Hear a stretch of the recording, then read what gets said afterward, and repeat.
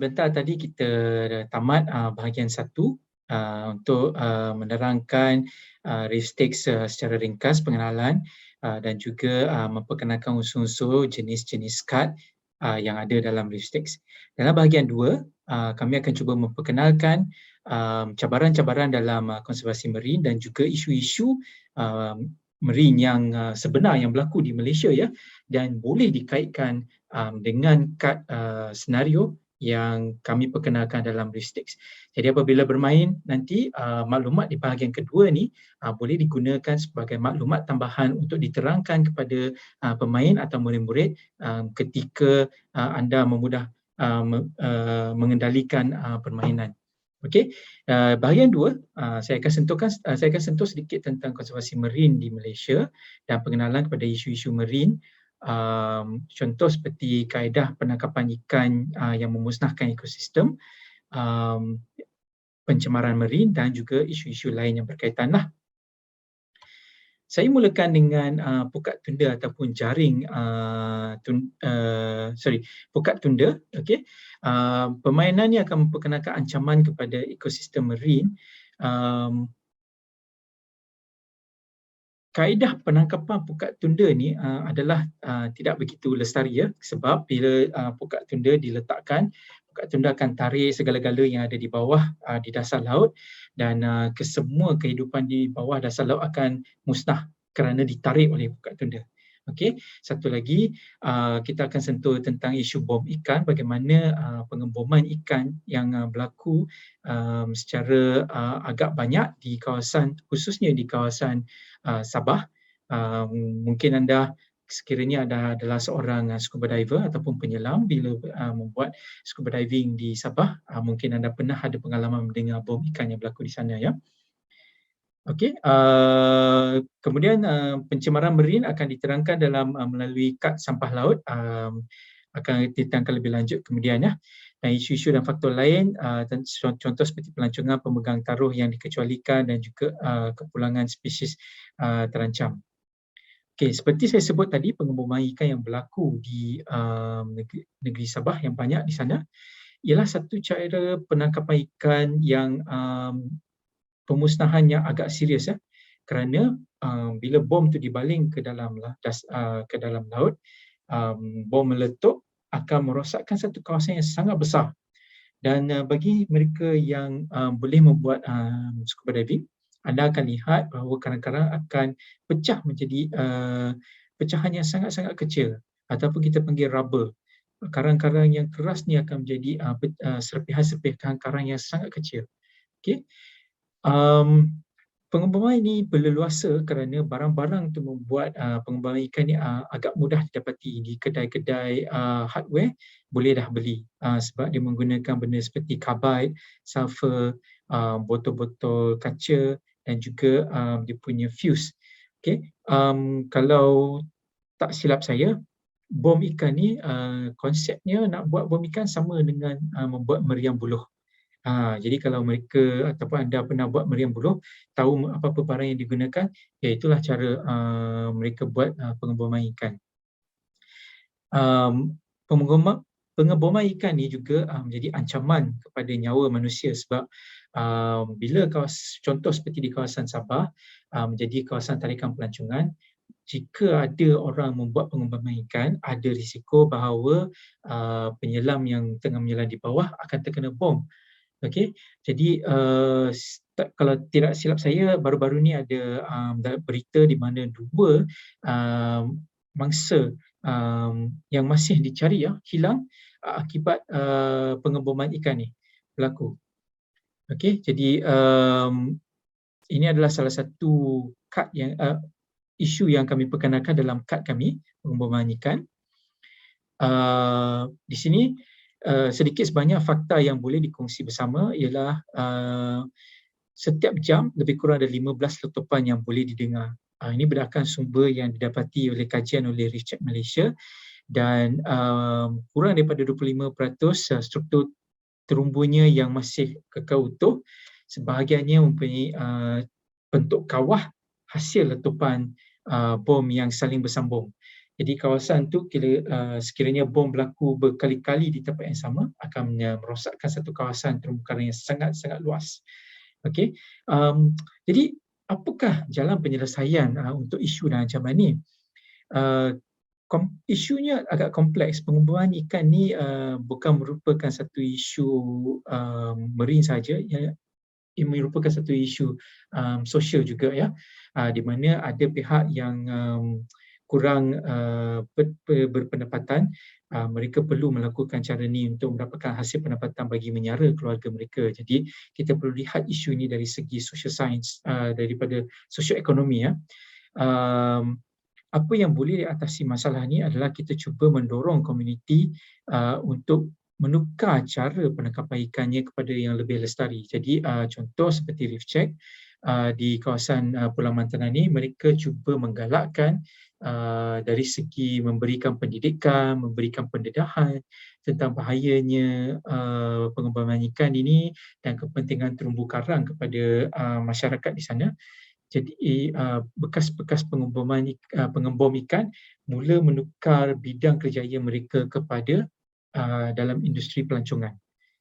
Jadi dengan menggalakkan mereka bertukar cara kerjaya mereka yang lebih lestari, jadi terumbu karang dapat dikawal dengan lebih baiklah. Okey, jadi secara keseluruhannya pendidikan dan memberikan kesedaran tentang kepentingan terumbu karang dan bahayanya cara penangkapan ikan yang memusnahkan ni adalah satu cara yang dikatakan sesuai untuk mengatasi ancaman inilah. Seterusnya, pukat hantu ataupun jaring hantu merupakan pembunuh senyap di alam marin. Hasil pukat hantu ni adalah disebabkan oleh pukat-pukat yang telah rosak dibuang oleh nelayan-nelayan di laut, dan pukat ini akan terapung dan dibawa arus sehingga masuk ke kawasan terumbu karang dan tersangkut di kawasan terumbu karang. Dan pukat ni dibuat oleh benda-benda, bahan-bahan yang tidak boleh diurai dalam masa yang singkat. Kebanyakannya adalah berunsurkan plastik ataupun nilon yang tidak akan mudah terurai dalam jangka masa yang singkat. Jadi pukat ni masih sangkut di sana, masih boleh menangkap ikan-ikan, sebab bila disangkut di atas terumbu karang, ikan berenang melalui kawasan tu dan juga akan tersangkut di kawasan pukat ini dan akan mati. Jadi sebab itu kita namakannya sebagai pukat hantu. Okey.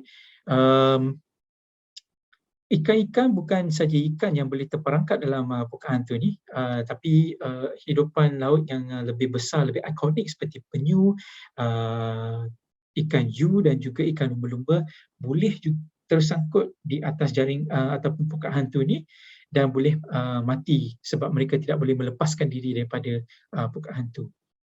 Okay. Dan cara untuk mengatasi masalah ini setakat ini adalah perlu kita keluarkan secara fizikal.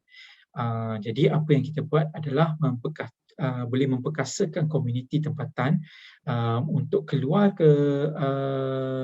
menyelam dan mengeluarkan pukat ini daripada sangkut di terumbu karang. Contoh seperti Reef Check Malaysia melalui program Cintai Tioman di Pulau Tioman, mereka telah melatih komuniti setempat, khususnya anak-anak muda dalam bidang konservasi, dan telah menubuhkan satu kumpulan dinamakan Tioman Marine Conservation Group yang tugas mereka adalah untuk salah satunya adalah untuk mengeluarkan pukat-pukat hantu sekiranya mereka menerima laporan bahawa ada terjumpa pukat hantu ketika membawa orang untuk pelancong menyelam di kawasan tersebut. Jadi mereka komuniti di sana akan mengerahkan tenaga. Mereka yang mempunyai masa akan pergi menyelam, mereka yang tidak ada masa mungkin akan memberi sokongan dari segi logistik seperti bot ataupun tangki-tangki selaman untuk keluar bersama-sama untuk mengeluarkan pukat hantu ni. Okey, pemekasan komuniti ini telah menggalakkan kerjasama antara industri pelancongan dan juga komuniti tempatan. Jadi merupakan satu kesan positiflah di kawasan masyarakat setempat. Okey, seterusnya adalah isu sampah laut. Mungkin Saudara Kuat akan mengambil peluang untuk menerangkan sedikit bidang sampah laut, isu sampah laut ni. Ya, terima kasih saudara Edmund.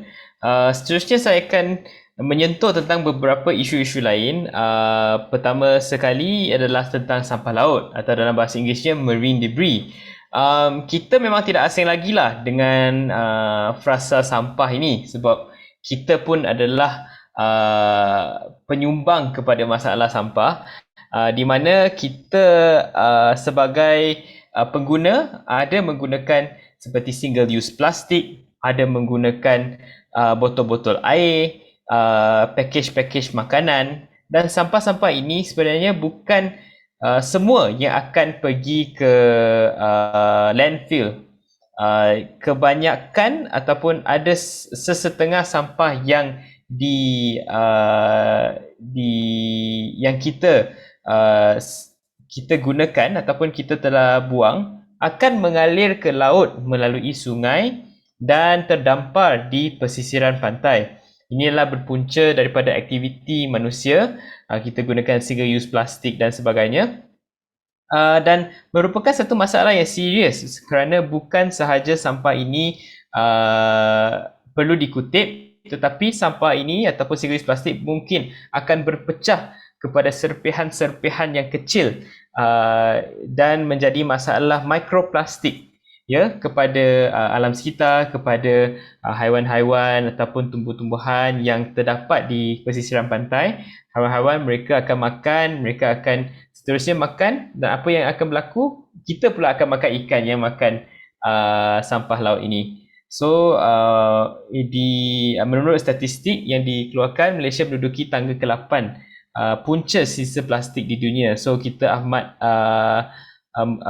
serius lah di Malaysia.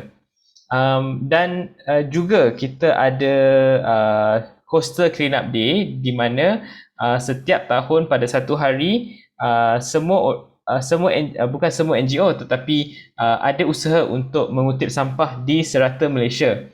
Dan pada tahun 2018, laporan telah menunjukkan bahawa sisa merit utama di Malaysia ada 3, iaitu puntung rokok, pembalut makanan dan penyedut minuman. Untuk penyedut minuman, mungkin ramai yang telah lihat di mana penyedut minuman telah masuk kepada hidung penyu, ya. Bila tarik keluar penyedut minuman itu, penyu itu seakan-akan menangis atau menangis kesakitan. So video ini telah memberikan kesan amat tinggi kepada masyarakat untuk kurangkan menggunakan single use plastik penyedut minuman. Seterusnya, Edmund. Ya, dan untuk cara mengatasi ancaman ini memang ada banyak, dan kita boleh mula daripada rumah sebenarnya, daripada murid-murid anda, daripada kawan-kawan anda, iaitu untuk reduce, reuse, dan yang paling penting, ini paling penting, refuse, iaitu tidak menggunakannya langsung. Reduce maksudnya kurangkan, reuse maksudnya guna semula. Kita ada recycle yang kita biasa dengar, kitar semula. Tapi yang paling penting sebenarnya adalah refuse, tidak menggunakannya sama sekali. Ataupun kalau orang offer, orang bagi penyedut minuman, kata tidak, saya ada bawa penyedut minuman saya sendiri, mungkin penyedut minuman besi, ataupun ada bawa cawan sendiri, kita jangan gunakan single use plastik. Mungkin ramai ya selalu pergi ke jualan-jualan, bawa balik plastik banyak-banyak. Kita kalau sebaiknya kita gunakan Tupperware sendiri, kita gunakan mangkuk tingkat sendiri, kita bawa beg kita sendiri, iaitu refuse kepada single use plastik. Keduanya, tuan-tuan puan-puan, anda boleh terlibat atau menganjurkan aktiviti secara bersama dalam komuniti sendiri secara kecil-kecilan untuk mengurangkan atau mengeluarkan plastik daripada alam semula jadi. Saya lihat di sini ada Trash Hero Malaysia, mereka ada banyak cawangan di serata Malaysia. Kita pun pernah bekerjasama dengan Trash Hero Langkawi untuk mengurangkan atau mengambil sampah daripada ekosistem. Dan juga anda boleh terlibat dengan International Coastal Cleanup, iaitu satu usaha di peringkat dunia yang dikoordinasikan oleh Reef Check Malaysia. Anda boleh jadi sukarelawan atau volunteer kepada International Coastal Cleanup. Seterusnya, ketiga adalah kita sebagai pengguna boleh menuntut supaya pemimpin, pemain industri atau perniagaan komited dalam mengurangkan plastik ya. Penggunaan plastik ini kalau kita kurangkan sikit-sikit, lama-lama dia akan jadi bukit. Efek kita akan berpanjangan ke masa depan. Seterusnya, Edmund. Satu lagi isu yang kita nak tonjolkan dalam permainan Risk-Takes ini adalah pelancongan berlebihan ataupun dalam bahasa Inggerisnya over-tourism.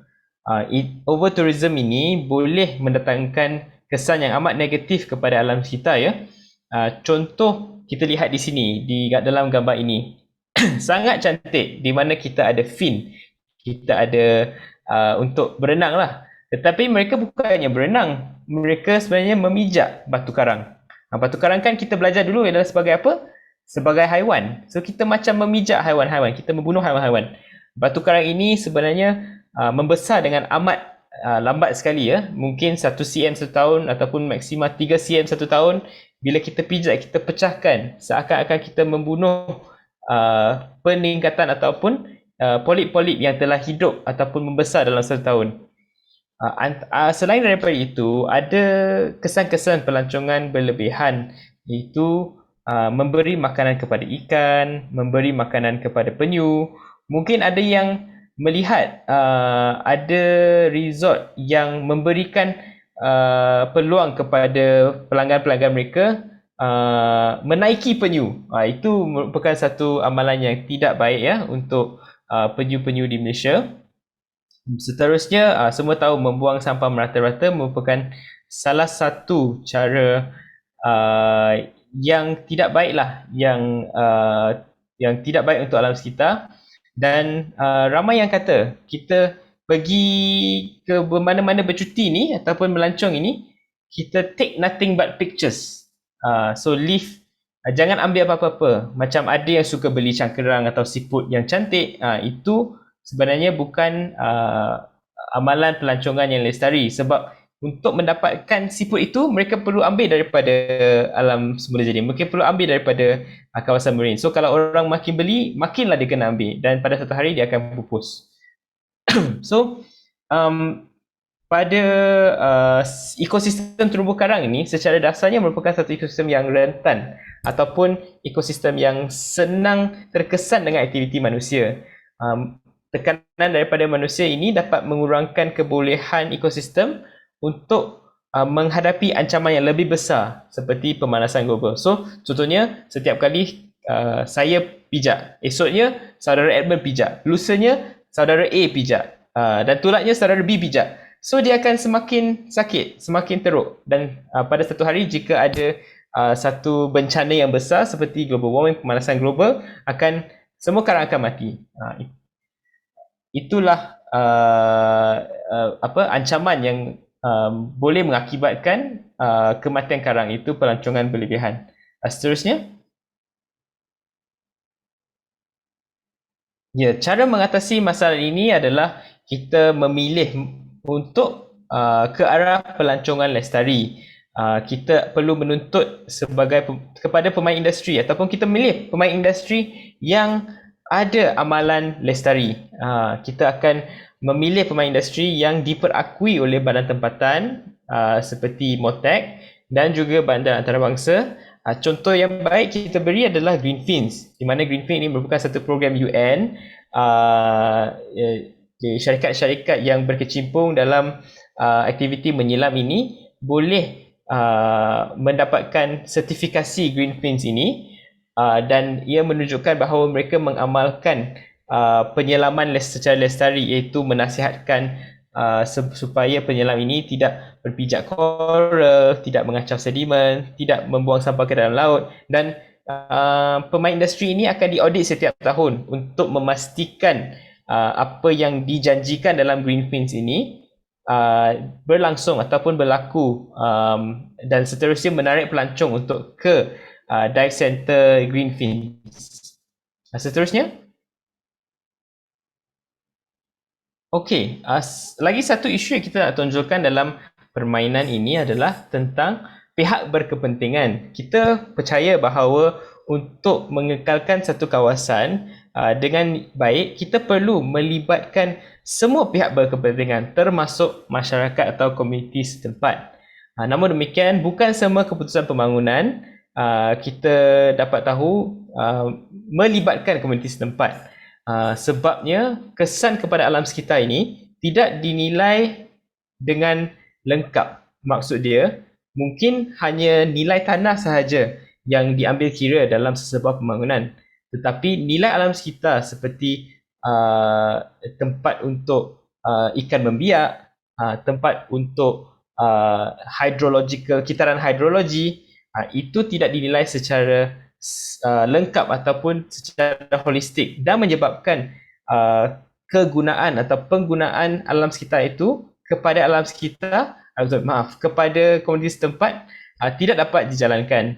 So kita nak perkenalkan ataupun menunjukkan bahawa masyarakat setempat ini amat penting sebagai satu partner ataupun satu pelengkap kepada sesebuah keputusan pembangunan. Seterusnya, Edmund, adalah tentang penyu, penyu belimbing. So kalau tuan-tuan puan tahu, dalam Malaysia ni kita ada 4 penyu yang mendarat ataupun telah mendarat di Malaysia. Penyu belimbing, penyu karah, penyu lipas dan penyu agar. 4 penyu ini ada di Malaysia.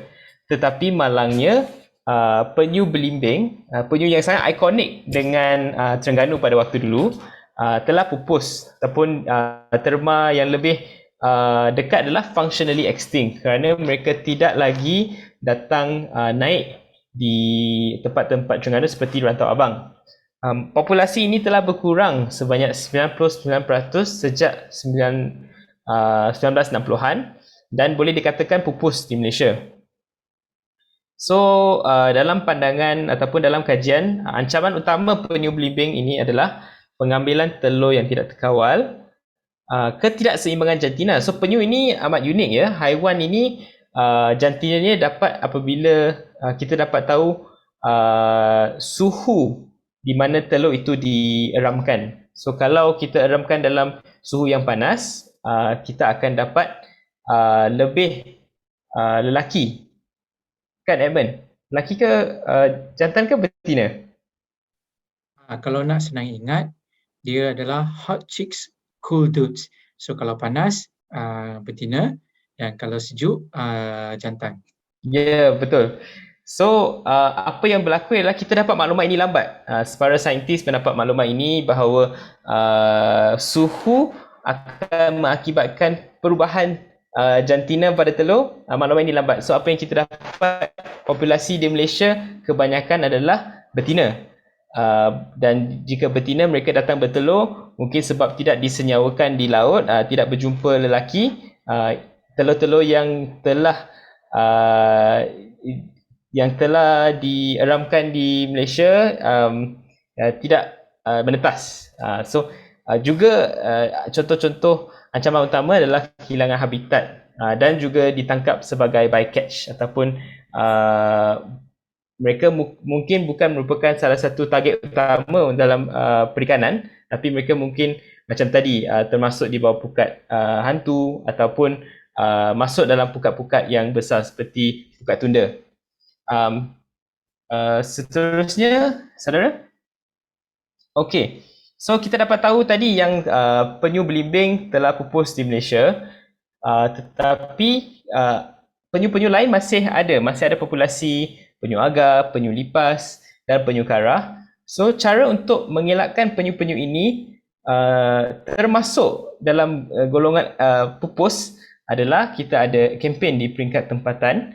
Banyak kempen untuk memberikan kesedaran kepada masyarakat setempat yang pemakanan telur penyu ini merupakan budaya yang lapuk, budaya yang tidak diperlukan pada masa ini kerana kita ada ayam, kita ada ikan, kita ada makanan-makanan lain. So banyak kempen yang dilaksanakan di peringkat setempat oleh NGO seperti WWF Malaysia, even Jabatan Perikanan pun ada melakukan program-program kesedaran ini. Seterusnya kita menubuhkan sanctuary telur penyu di mana kita ambil telur penyu untuk melakukan pengeraman untuk meningkatkan kadar penetasan penyu untuk dilepaskan di laut.